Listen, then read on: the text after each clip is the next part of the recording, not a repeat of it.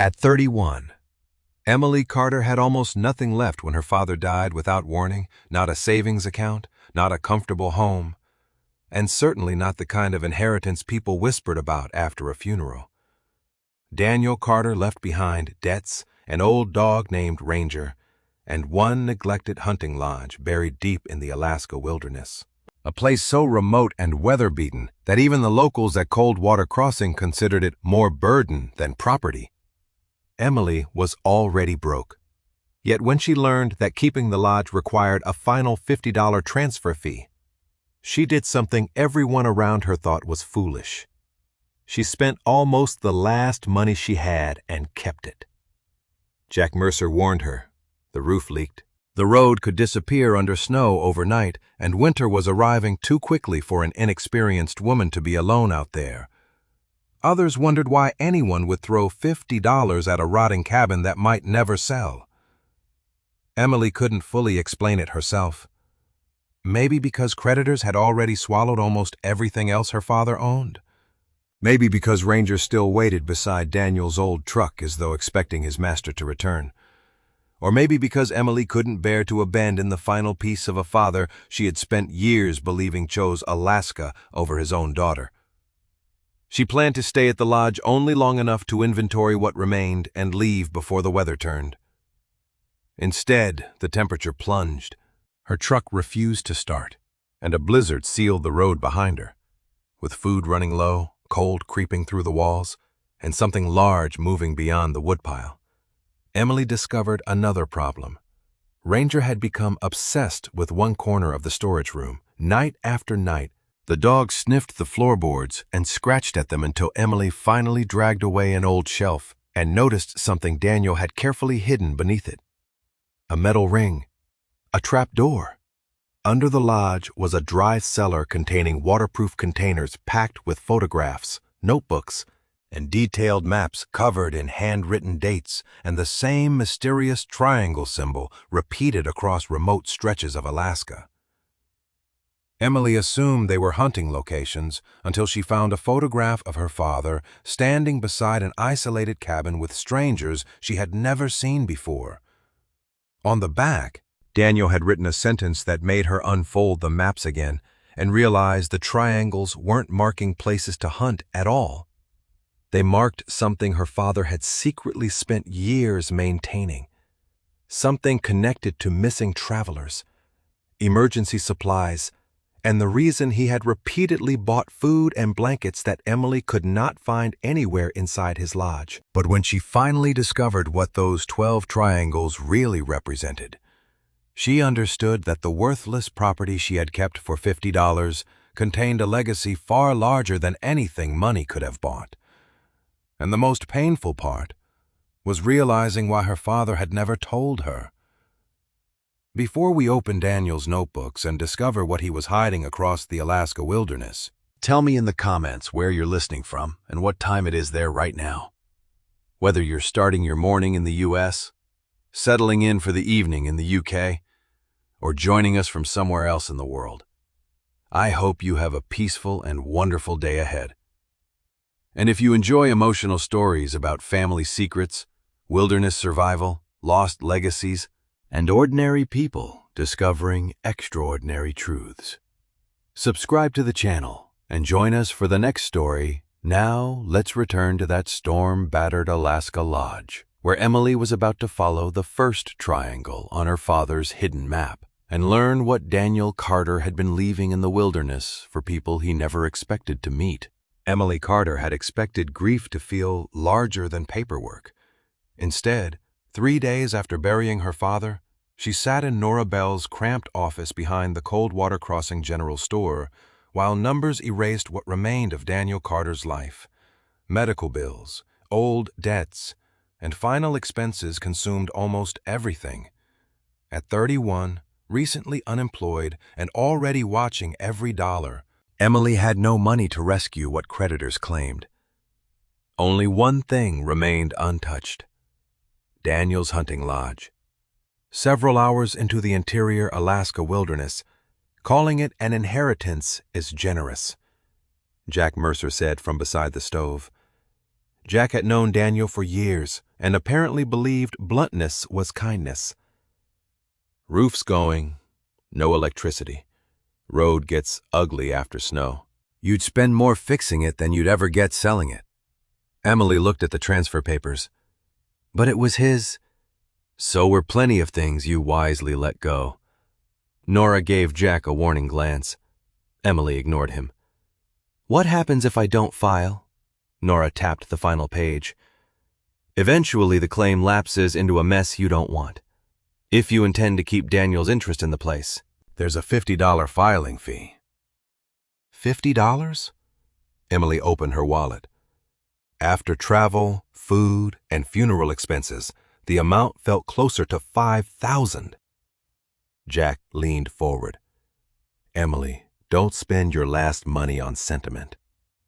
It isn't sentiment. Then what is it? She had no good answer.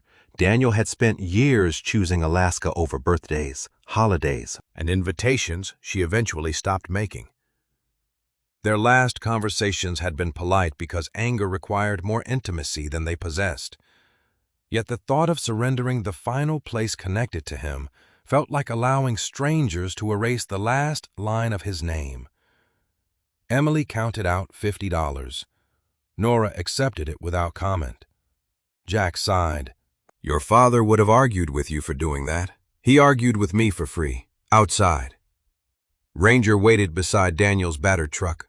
The large, mixed-breed dog lifted his head every time the store door opened, then looked past Emily, searching, waiting. He's not coming, Emily whispered. Ranger continued watching the doorway. That hurt more than the funeral had.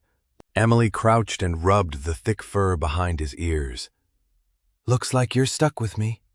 Ranger leaned against her knee. Before Emily left, Nora helped load canned food and a small bundle of firewood into the truck. Daniel used to buy this stuff by the case, she remarked. Food, matches, kerosene, wool blankets too. Emily glanced at her. For the lodge, I assumed so. Nora frowned. Though he bought more than one man could use. Jack came outside carrying a weather radio. Forecast changed. Snow tonight, worse tomorrow. I'm only inventorying the lodge, then inventory fast. One night, Emily, morning comes, you head back? Understood. Jack studied the sky. I'm serious. So am I. She drove north with Ranger beside her, leaving Coldwater Crossing behind. Pavement became gravel. Gravel narrowed into a rough track, and spruce crowded closer on both sides. Emily tried to remember the last time she had visited the lodge with Daniel. She had been young enough to believe every trip with her father meant she mattered more than whatever waited beyond the next ridge. She had stopped believing that years ago. Ranger suddenly raised his head. What if his ears remained forward? Emily followed his gaze but saw only trees. The first snowflake struck the windshield. Then another. Within minutes, white specks multiplied against the dark spruce. Emily tightened both hands around the steering wheel. Somewhere ahead stood a worthless hunting lodge she had just spent $50 she could barely afford to keep. Behind her, the road was already beginning to turn white. The lodge appeared through the snowfall so suddenly that Emily almost drove past it.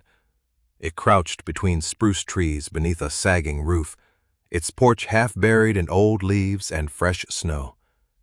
One shutter hung crooked beside a dark window. $50 well spent, Emily muttered. Ranger stood before the truck stopped, tail moving for the first time all day. The moment Emily opened the door, he jumped down and ran toward the lodge. Ranger he ignored her, bounded onto the porch, and pressed his nose against the front door. Emily carried in the food and firewood while snow thickened around her. Inside, the lodge smelled of cold timber, dust, and something faintly familiar. Daniel's tobacco, perhaps, though he had stopped smoking years ago. Ranger moved from room to room, sniffing chairs, corners, and blankets. Twice he returned to the front door and waited. "He's not coming," Emily said again. Ranger looked at her, then resumed searching. The lodge was worse than Jack had described. A brown water stain spread across one ceiling corner. Wind slipped through gaps around the windows. The wood stove worked, thankfully, but the wood pile outside contained barely enough split logs for several days. Emily found canned beans, coffee, salt, and half a sack of rice in the cupboard. That was nearly all. She opened her notebook and began inventorying everything. 2 lanterns, 3 wool blankets, 1 damaged cot, basic tools, kerosene, hunting equipment she had no intention of touching. Daniel had repaired part of the rear wall recently. The lumber was newer than the surrounding boards. That made the emptiness stranger. Emily remembered Nora saying he had purchased supplies by the case. She searched the pantry again. Nothing. In a drawer beneath the kitchen counter, she found a bundle of receipts held together with a rubber band. Most were from the previous 2 years.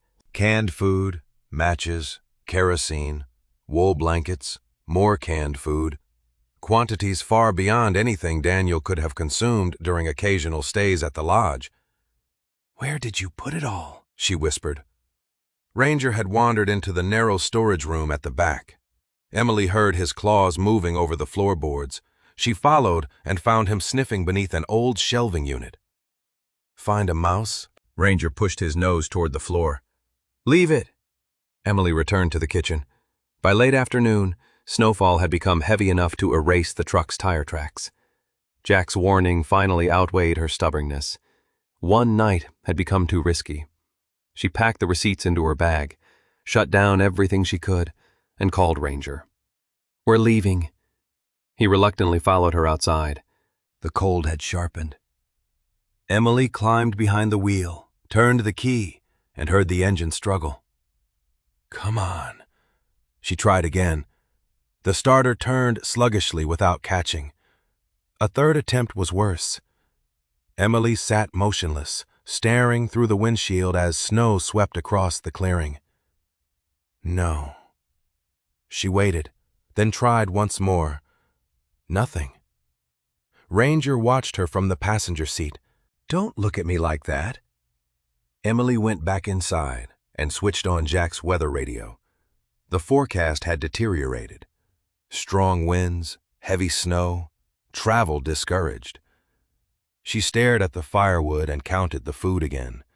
This time not as her father's possessions, but as survival supplies. Enough, if she was careful. Probably. Wind struck the lodge after dark.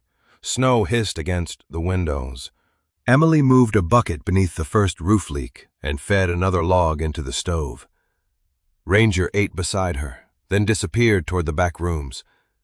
Minutes later came scratching. Ranger. The scratching continued. Emily found him in the storage room again, digging furiously at the same section beneath the shelving. She pulled him back by the collar. "Stop it!" he whined and immediately strained toward the floor. Emily knelt.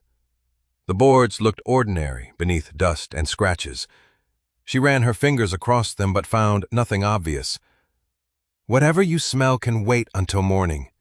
Ranger refused to leave until she coaxed him away. Near midnight, Emily lay beneath 2 blankets, listening to the blizzard hammer the lodge. She had almost fallen asleep when a hard scraping sound came from the rear of the building. She sat up. Ranger was gone from beside the stove. Scratch, scratch, scratch. Emily took the lantern and followed the sound. Ranger was back in the storage room, claws tearing at the same patch of floor with an urgency she had not seen before. "Ranger?" "Enough." She grabbed his collar. But then the lantern light shifted across the boards. Beneath the fresh claw marks, partly concealed under the shelving, Emily saw a narrow straight seam running through the floor. Emily set the lantern on the floor and pulled Ranger away from the scratched boards. The seam ran in a near-perfect rectangle, mostly hidden beneath the heavy shelving unit. "What did you find?" Ranger whined and pushed his nose toward it. Emily emptied the shelves, then braced both hands against the frame. It barely moved. She pushed again, boots slipping on the floor, until the shelf scraped sideways several inches. Beneath it was a recessed metal ring blackened with age.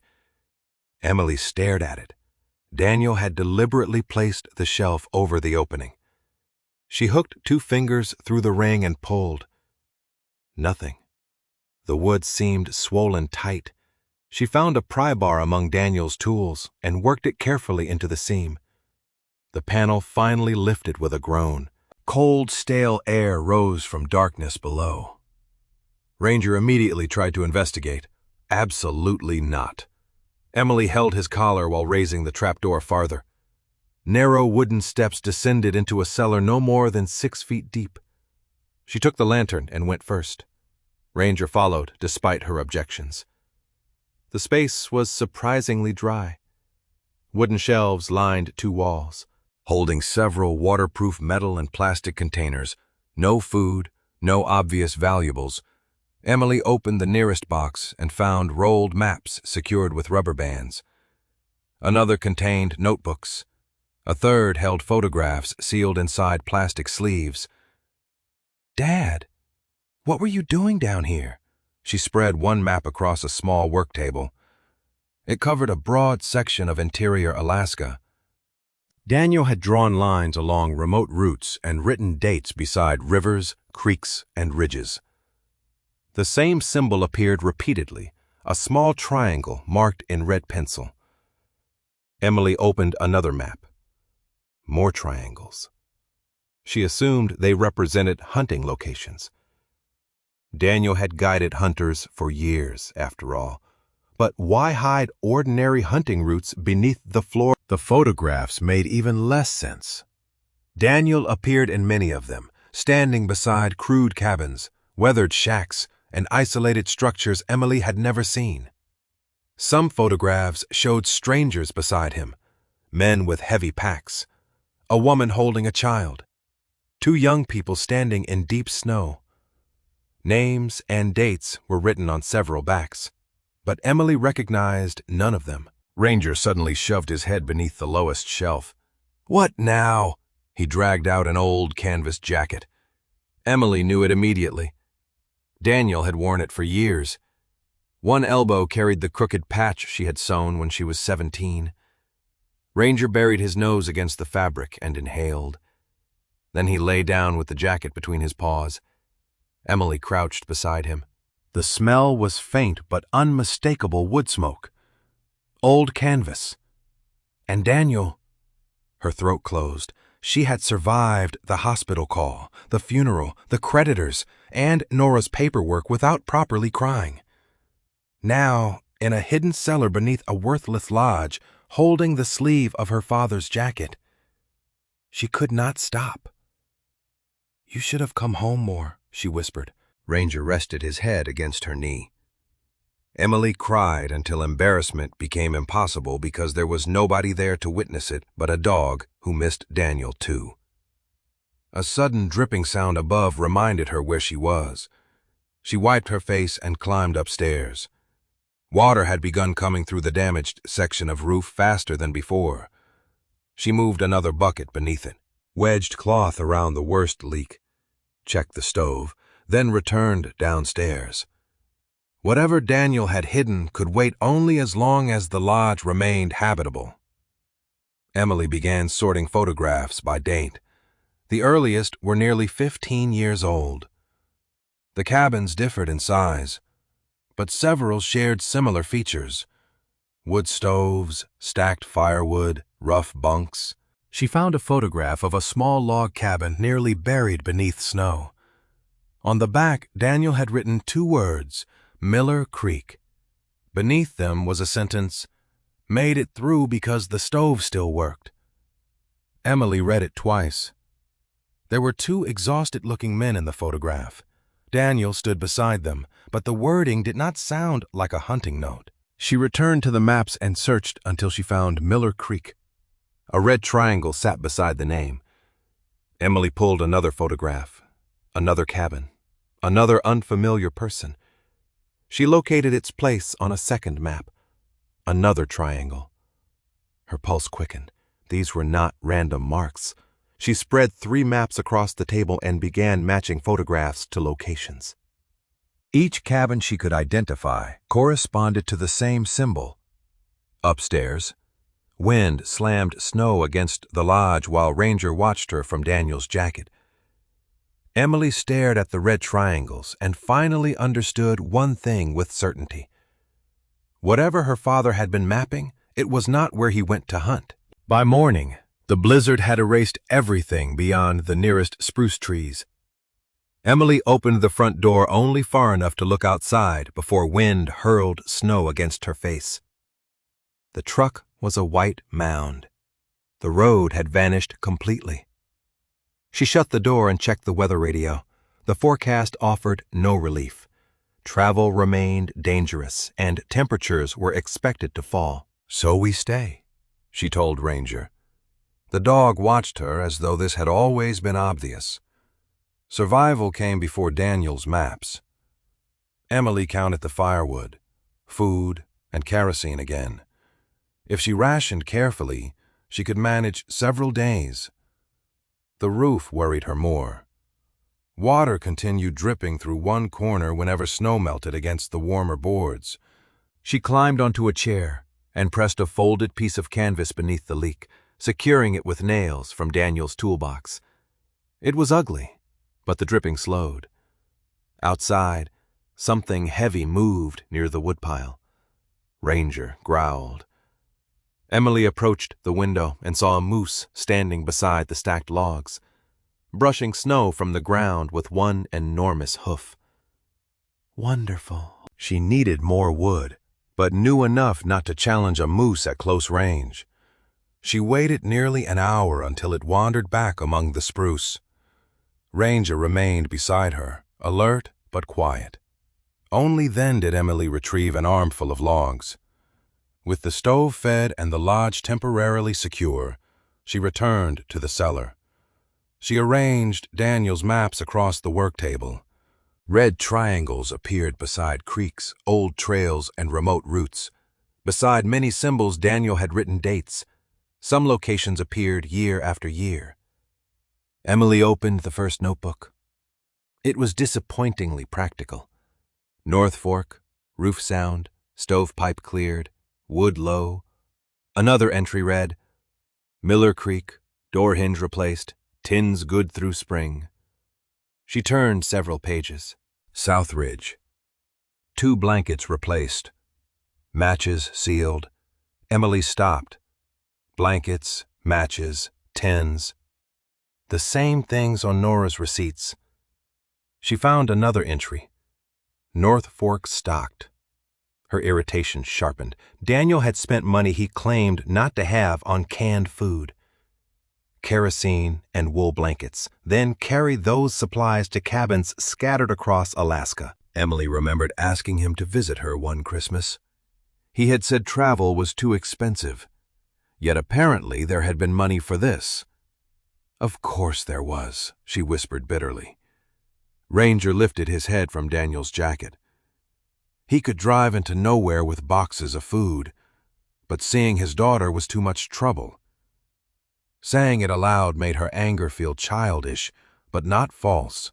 She had spent years wondering what she had done wrong.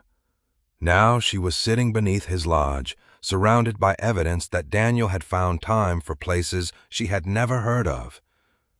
Ranger stood suddenly and stared toward the cellar stairs.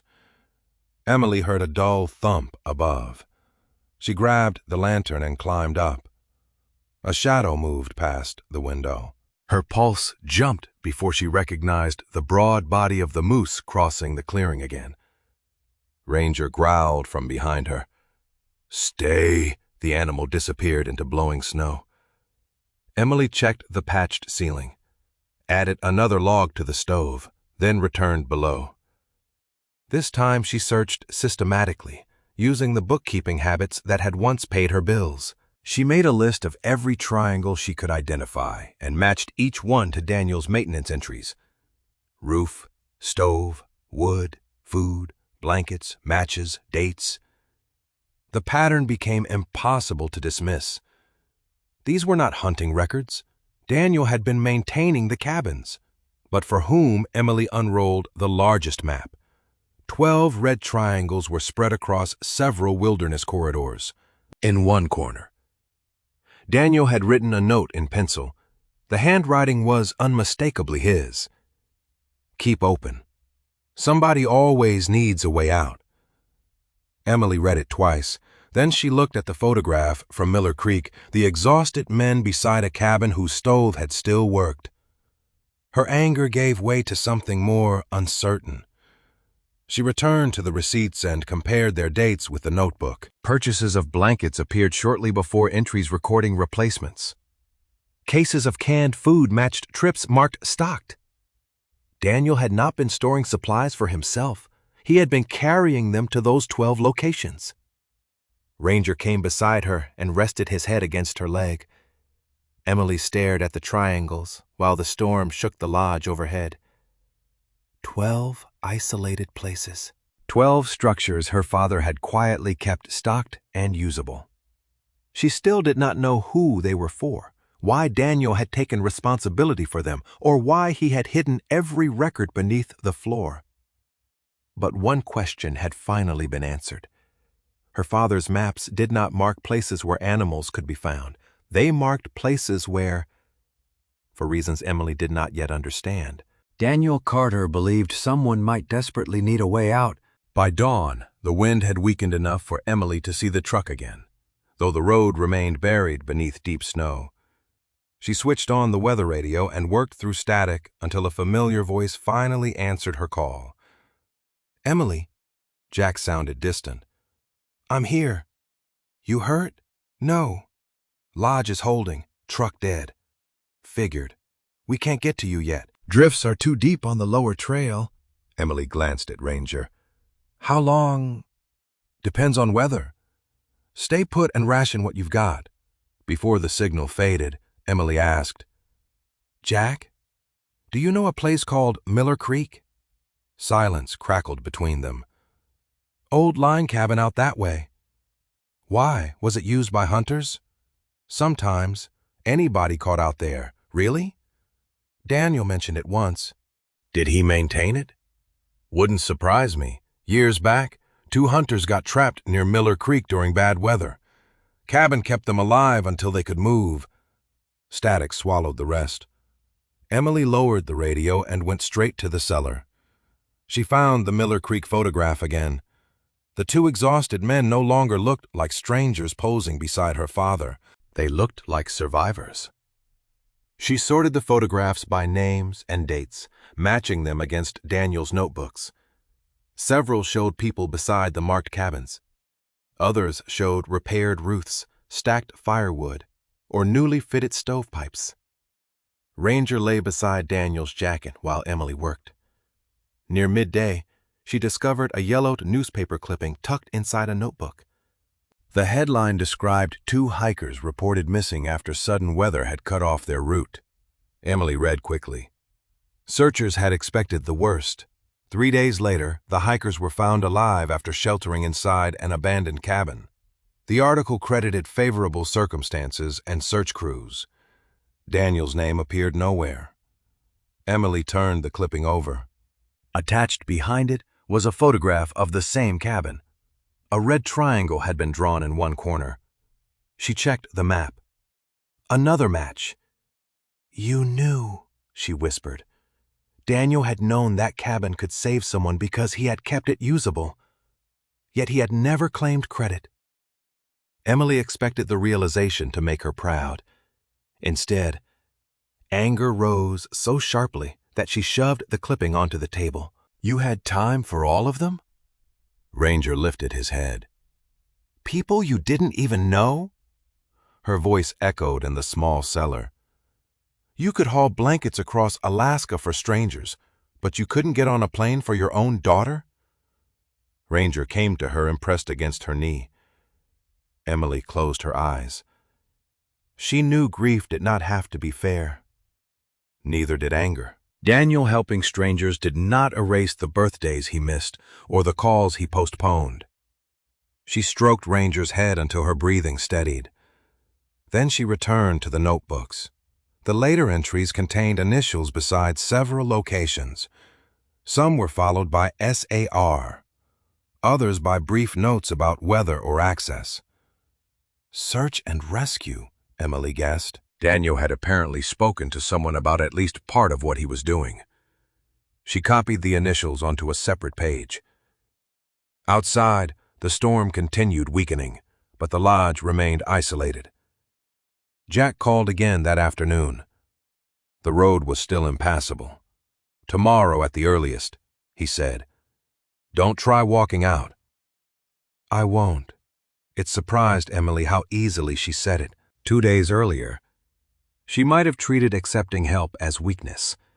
Now she had no interest in proving anything to Alaska. After dark, she returned to the cellar with the lantern and opened the final notebook. Daniel's handwriting had become less steady near the end. Entries were shorter. Several inspection dates had been postponed. One triangle had the words, "Need stove check," beside it. Emily turned another page. The last full entry stopped her. "Need to hand this over before winter. Can't keep doing the route alone." She read it again. Daniel had known the work was becoming too much. Whatever the 12 shelters were, he had never intended them to disappear with him. Emily searched the remaining pages and found more search and rescue initials, coordinates, and a rough list of shelter conditions. The hidden cellar suddenly felt less like a secret collection and more like an unfinished handoff. Ranger rested his muzzle on Daniel's jacket. Emily looked from him to the 12 triangles spread across the map. Her father had spent years quietly keeping those places alive. Before he died, he had been preparing to tell someone. And now Emily was the only person who knew where the complete record was. Emily read Daniel's last entry until the words blurred. "Need to hand this over before winter. Can't keep doing the route alone." It was the first line in the notebooks that made his age feel real. Most of the records were practical enough to make Daniel seem permanent roof checked, stove cleared, food replaced, trail blocked, wood restacked. But that final sentence belonged to a man who knew his strength was failing. Emily turned the pages more carefully. The notebooks were not diaries. Daniel had never been a man who filled paper with feelings. He wrote dates, weather, repairs, supply counts, and distances. Still, scattered between those entries were fragments that sounded painfully personal. On one page, beside a postponed inspection, he had written "Call E" after town. 2 weeks later, didn't call, coward. Emily stopped. She turned another page. A few entries farther on was a longer note squeezed into the margin. "E thinks Alaska matters more.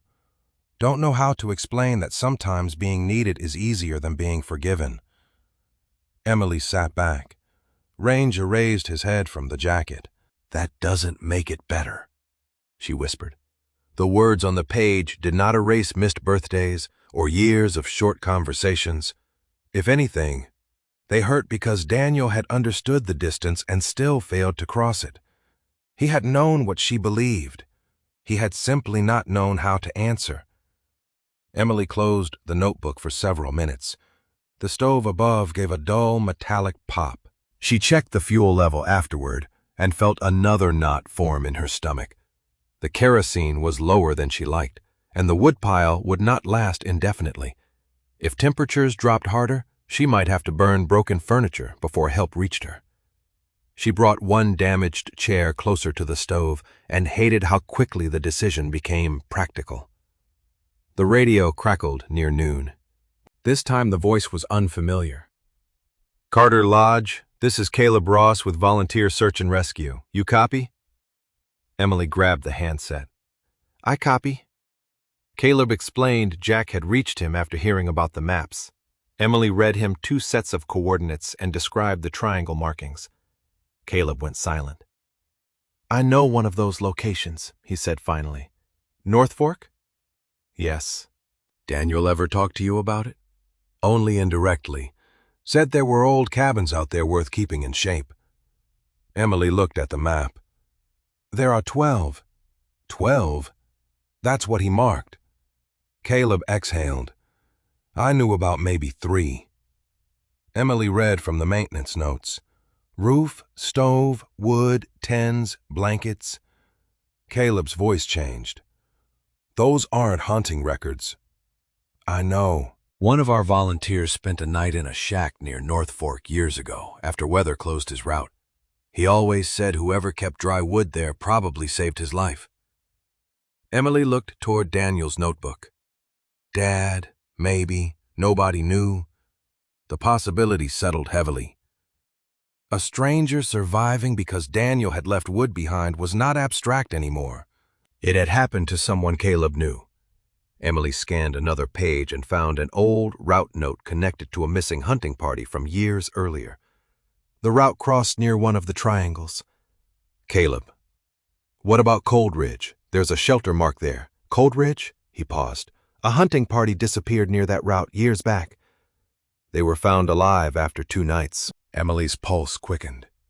In a shelter, I'd have to check the old reports. Static broke across the signal. Don't go looking, Emily. I wasn't planning to. Good. You're not equipped for that route. The warning would once have irritated her. Instead, Emily looked at the buried truck and said, Understood. When the call ended, she realized something had changed. She was no longer trying to solve everything alone because Daniel had. Accepting help did not make the maps less hers to understand. It simply made survival more likely. Ranger came over and leaned against her leg. Emily opened the notebook again. Near the back, Daniel had written a short list of names beside SAR initials. Beneath them, need someone who can keep track of all 12. Emily almost laughed. You needed a bookkeeper? She had spent years believing her ordinary skills had nothing to do with her father's world. Yet here was a problem built from dates, inventories, supply records, and maintenance schedules, the exact kind of information she knew how to organize. She turned one final page. There was another note beside the Cold Ridge route. One shelter can be the difference between missing and dead. Emily looked at the 12 triangles for the first time. She did not see them as proof Daniel had chosen strangers over her. She saw the shape of a responsibility he had carried too long alone. And somewhere among those marked cabins was evidence that at least one missing hunting party may already have survived because he refused to let the route disappear. The weather finally broke enough for Jack and Caleb to reach the lodge by snow machine shortly after sunrise. Emily heard the engines long before she saw them. 2 dark shapes moving between the spruce while Ranger barked from the porch. You look better than I expected, Jack said when he stepped inside. That sounds like an insult. It's Alaska. Compliments are inefficient. Caleb carried a waterproof map case and went straight to the cellar after Emily showed them the trap door. He spent nearly an hour studying Daniel's maps and notebooks in silence. These aren't random, he said at last. The locations line up with old travel corridors, hunting routes, river crossings, trapping lines, places people still use when weather turns bad. Emily pointed to the 12 red triangles. Dad maintained all of them. Looks like it. Jack examined the maintenance notes. Roof repairs, stove parts, cached food, firewood. Caleb nodded. He was keeping a safety network alive. The phrase changed the room. Network, not hobby, not collection. Emily looked at the photographs again while Caleb matched dates with locations. One showed a shelter after a roof repair. Another showed a man and teenage girl beside Daniel, both wrapped in blankets. On the back, Daniel had written, Father and daughter, Cold Ridge, found after second night. Caleb checked an old SAR note he had brought. This is that missing hunting pair. Emily stared at the photograph. The father looked exhausted, The girl was smiling weakly. Daniel stood slightly apart, younger than Emily remembered him, smiling in a way she had almost forgotten. They survived there? Looks that way. Because he stocked it? At least partly. Caleb tapped the maintenance entry from the previous fall. Daniel had replaced blankets, cleared the stovepipe, and stacked dry wood. Emily felt the old anger return besides something else. Her father had missed entire stretches of her life while doing work that had kept strangers alive. Both truths sat beside each other now, refusing to cancel out. Caleb continued through the records. Some shelters had recent inspection dates. Others had not been checked in years. One notebook warned of a collapsed porch. Another mentioned a stove needing replacement. This part worries me, Caleb said. If people know these places exist and assume they're usable when they're not, that can be worse than having nothing. So we verify them, Emily said. Eventually. I'll go, Caleb looked up. No, Emily stiffened. They're my father's records, and you've already spent one blizzard stuck in a lodge with a dead truck. I'm not helpless. I didn't say you were. His tone stayed calm. I said you don't know these routes. Jack leaned against the cellar wall. He's right. Emily looked from one man to the other and felt the familiar urge to prove them wrong. Daniel had lived alone, solved things alone, hidden everything alone. She had resented that independence for years and still carried some imitation of it herself. Caleb tapped the mat. You can help organize this. You know the records better than we do already, but verification needs people who know winter travel. Emily exhaled slowly. Fine. Jack raised an eyebrow. That was easier than expected. Don't ruin it. They spent the afternoon building a clearer inventory. Emily created a table by hand.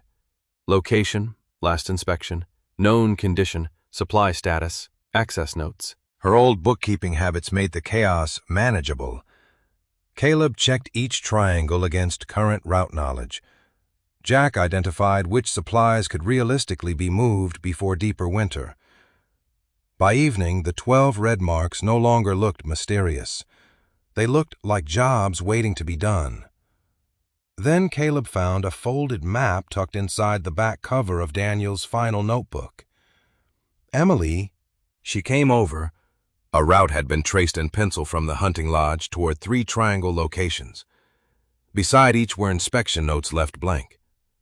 At the top, Daniel had written a date from only days before his death. Jack read it over Caleb's shoulder. He was planning to run these. Emily studied the route. His last inspection looks like it, Caleb said.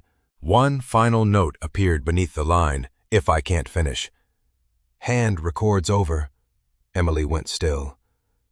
Daniel had known he was running out of time. The hidden cellar was not a secret he intended to keep forever. It was a handoff he never lived long enough to complete. Ranger lay beside Daniel's old jacket, while Emily traced the unfinished route with one finger. For the first time, she understood that her father's last plan had not been to preserve the network alone. It had been to make sure someone else could carry it when he no longer could. Emily spread Daniel's final route map across the table the next morning, while Jack and Caleb sorted the cellar records into piles. Once the shock of finding the unfinished inspection route faded, the purpose of the hidden archive became clearer. Daniel had not been collecting maps for himself. He had been preparing them for someone else. Caleb opened a weatherproof folder from the bottom shelf and found a typed list with handwritten corrections in Daniel's pen. 12 locations, coordinates, last known condition, ownership notes where Daniel knew them, which shelters had working stoves, which ones needed roof repairs, which trails washed out in spring, which supply caches needed replacement before winter. This is almost a transfer file, Caleb said. Emily read the first page. Almost. He never finished the contact section, and some conditions are outdated. Jack held up another sheet. Here. Recommended supply schedule. Emily took it.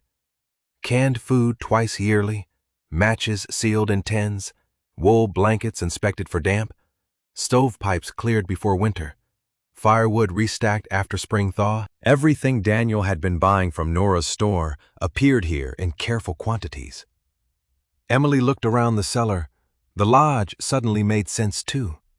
Waterproof storage, maps kept dry, supplies once stacked upstairs, a central location Daniel could return to after checking the routes.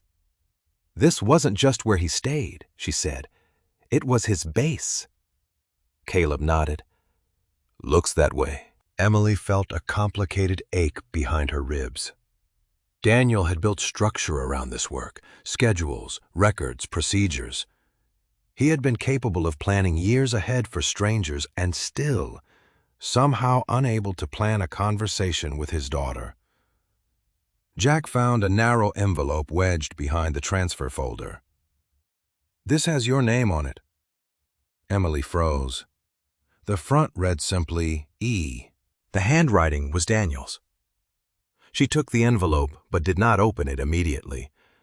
Ranger came down the cellar steps and settled beside her as if he understood something had changed. Emily finally slid one finger beneath the flap. The letter inside was short. Of course it was. Daniel had never used 20 words where 6 would do. Emily, if you found this, then I didn't get the records handed over myself. Don't mistake that for me leaving you another job. You don't owe these routes anything. You already spent enough of your life waiting for me. Emily stopped reading. Her vision blurred. Jack quietly moved toward the shelves. Caleb did the same. They gave her privacy without leaving. Daniel continued. I know you think Alaska came first, some years. Maybe I made it look that way. That was my failure, not yours. I kept thinking I would explain when I had a better answer. There never was one. Emily pressed the paper flat against the table. She wanted to be angry, and part of her still was. An apology written before death did not restore holidays, missed calls, or years of being told next time. It did not make Daniel a better father retroactively. But he had known. He had understood the wound, even if he never found the courage to face it while alive. Ranger pushed his muzzle beneath Emily's hand. She stroked his head. You should have said this to me. Her voice cracked. Not to a piece of paper. Nobody answered.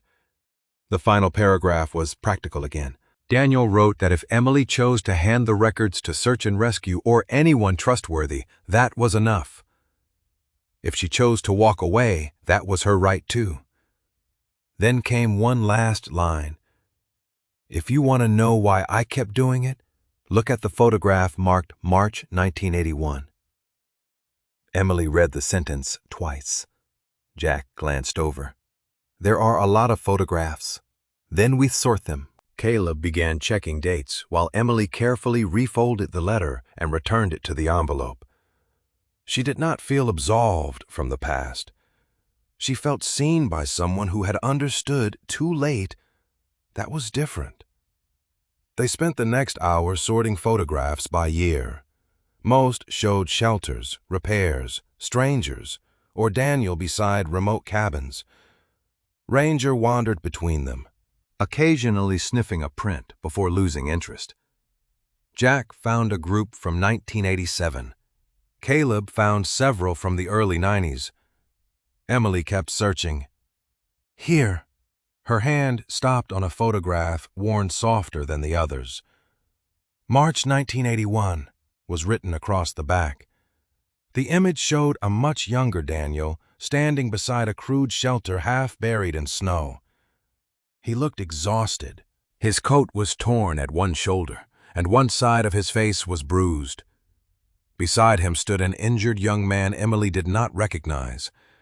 Behind them, the shelter door hung open. Daniel had written only one additional note beneath the date. Wouldn't have made the night without what was left inside. Emily stared at the words. Caleb leaned closer but did not touch the photograph. That sounds personal. It is.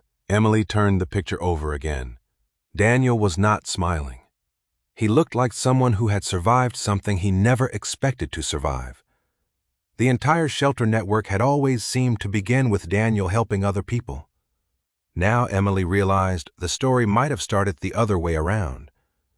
Years before he stocked cabins for strangers, Daniel Carter had apparently been the stranger who needed one. Emily kept the March 1981 photograph beside Daniel's letter, while Caleb searched the notebooks for the same date.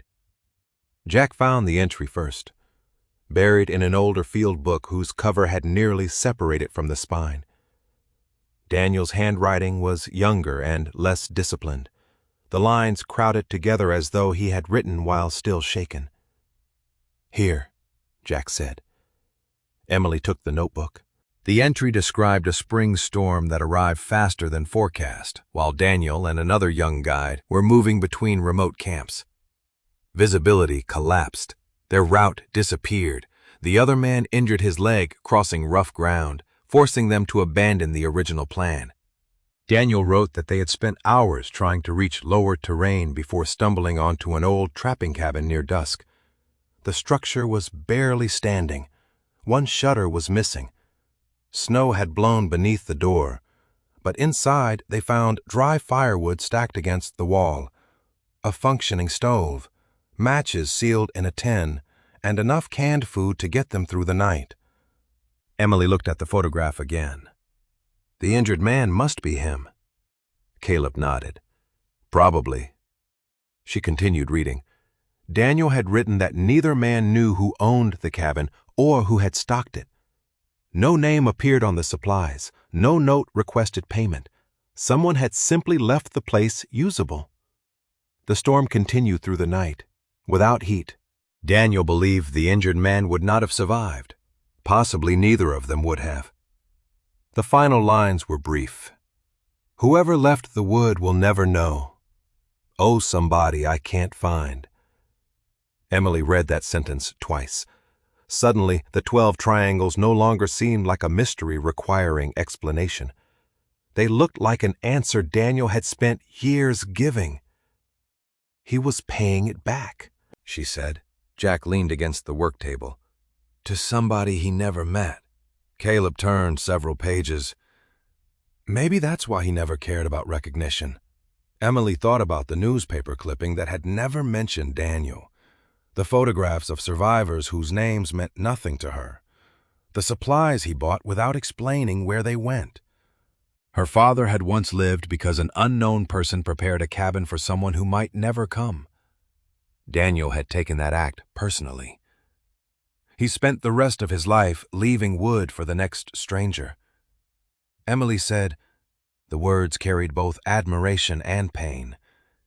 She wished understanding could simplify grief. It did not. Daniel had missed birthdays. He had postponed visits.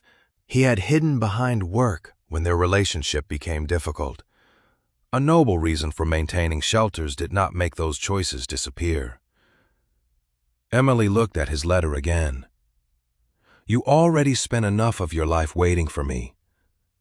He still should have come home more, she said. Jack did not argue. Probably, helping people doesn't excuse everything. No. Caleb closed the notebook. Isn't have to. Emily appreciated that answer. She had spent days unconsciously searching for a discovery large enough to transform Daniel into either a hero or a failure. The seller refused to give her either.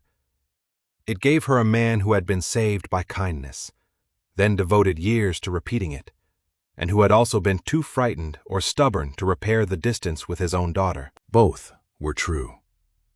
Caleb pulled the large map toward him. The network can still matter. If the shelters are usable, if we verify them, he explained that local volunteers could inspect the 12 sites gradually, remove unsafe locations from any active list, and transfer useful information into search and rescue planning. Nothing needed to remain dependent on one person. Emily looked at Daniel's unfinished handoff notes. That's what he wanted. Looks like it. Then do it. Caleb paused. You're sure? Emily nodded. These records shouldn't stay hidden because he died before finishing the transfer. She placed Daniel's March 1981 photograph beside the map. But we preserve the history, too. Agreed. Jack glanced toward the cellar stairs. That still leaves the lodge. Emily followed his gaze. The lodge? The leaking roof, the failing truck, the empty cupboards, the trapdoor Ranger had found. $50 she could barely afford had bought her the right to keep a place everyone considered worthless.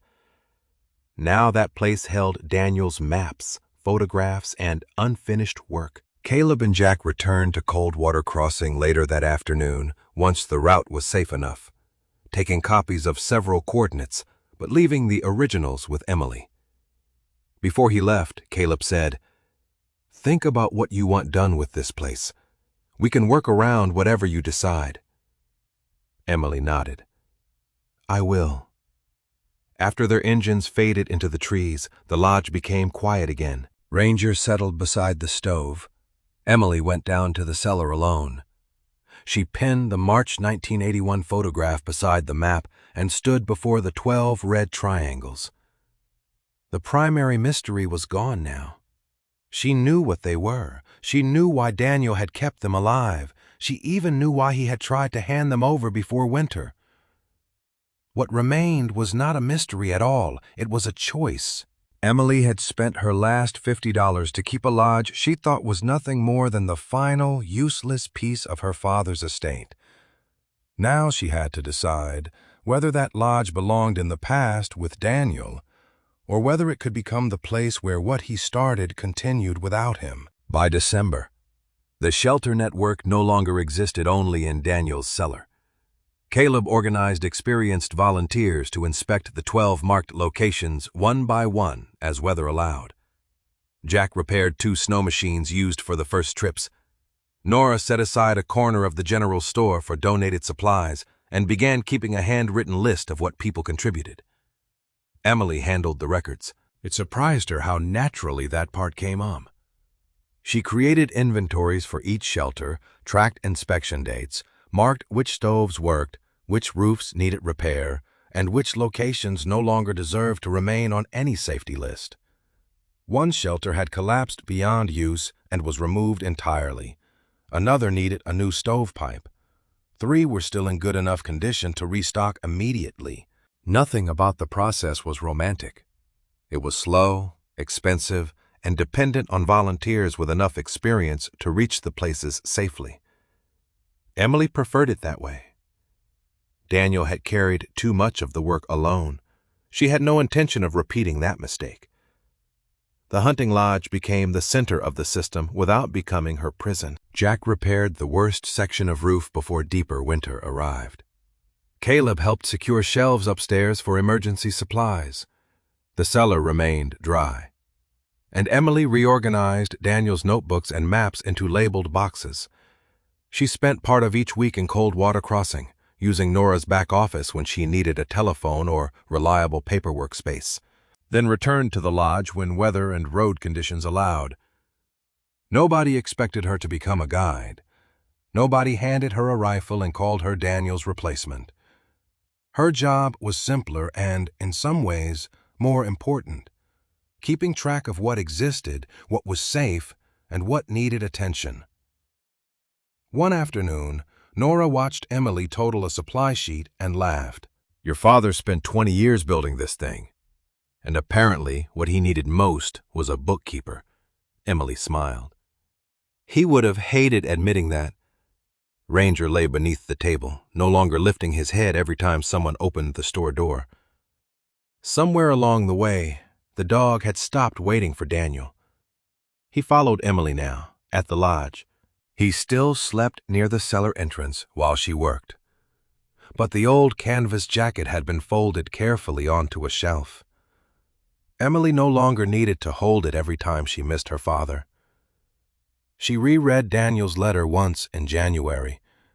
"You already spent enough of your life waiting for me." The sentence still hurt. Emily sat alone at the cellar table and said aloud, "You should have come home more." Ranger raised his head. "You should have called. You should have explained." She looked at the 12 triangles on the wall map. "But I understand why you kept going." That was as close to forgiveness as she could honestly come, and she decided honesty was enough. Daniel had not secretly become a perfect father because he maintained shelters. He had been a difficult man who had done something deeply useful. Emily could love one truth without erasing the other. By late winter, the network had changed shape. 7 shelters were confirmed usable. 2 needed repairs before being listed again. 2 required more inspection after spring thaw. 1 had been removed. Beside every red triangle on Daniel's map, Emily added a small card with the most recent condition and the volunteer responsible for checking it. The information no longer belonged to one man's memory. It belonged to a group. Nora once teased her while delivering blankets to the lodge. "Most troublesome $50 worth of Alaska I've ever seen." Emily looked around the repaired room. "I didn't buy the lodge for $50. No, I bought the chance not to throw it away." Months later, after the worst winter weather had passed, Caleb arrived carrying a photograph. "Thought this belonged downstairs." Emily took it. The picture showed a young couple standing beside one of the shelters, both exhausted but smiling. They had been traveling a remote route when weather trapped them overnight. The shelter had been inspected and restocked only weeks earlier. Inside they found dry wood, a working stove, 2 blankets, canned food, and matches. They would probably have made it out eventually. Caleb said, "Maybe." Emily looked at the photograph. "But they didn't have to find out the hard way." Caleb nodded. No dramatic rescue. No newspaper headline. Just 2 people who had been cold and frightened and found a usable place because someone had prepared it before they arrived. Emily placed the photograph in the cellar archive beside Daniel's older pictures. The similarity was almost unsettling. Different decade, different strangers. Same stove, blankets, wood, and relief. She stepped back and looked at the wall map. 12 triangles remain, though one now carried a line through it and a note explaining why it had been removed. Beside the others were inspection dates, supply lists, and volunteer names. The network was no longer Daniel Carter's secret. That mattered more to Emily than preserving it exactly as he had left it. Daniel had spent years believing responsibility meant carrying something alone, until he physically could not. Emily had learned a different lesson. Responsibility could also mean handing the work to enough people that it survived you. Before leaving the lodge that evening, she filled a sturdy box near the front door. Matches and waterproof tins, canned food, first aid supplies, 2 wool blankets, a flashlight. She wrote a label in thick black letters. "Emergency supplies, take what you need." Ranger watched from the porch. Emily stood over the box for a moment and thought about the unknown trapper who had stacked dry wood inside a crude cabin in March 1981. That person had never met Daniel, probably never knew Daniel survived because of what had been left behind. Yet one small act had traveled forward for 15 years, through 12 shelters, through strangers, photographs, maps, a blizzard, and one daughter who had nearly walked away from the last thing her father owned. Emily turned off the cellar light. Ranger climbed the steps ahead of her. She closed the trap door but did not move the shelving back over it. She did not hide the ring. That difference felt important. Outside, evening light spread blue across the Alaska snow. Emily locked the lodge and walked toward the truck. Ranger bounded ahead, then stopped and looked back until she followed. Emily paused once beside the porch. For most of her adult life, she had believed this wilderness was the thing Daniel had chosen instead of her. Now she saw something more complicated. Alaska had been where he knew how to be useful when being a father required words he did not know how to say. That failure still belonged to him. So did the good he left behind. Emily opened the truck door. Before getting in, she looked once more at the lodge she had kept for $50. It no longer looked worthless. It looked like an explanation. And this time, Emily had no intention of letting it remain buried.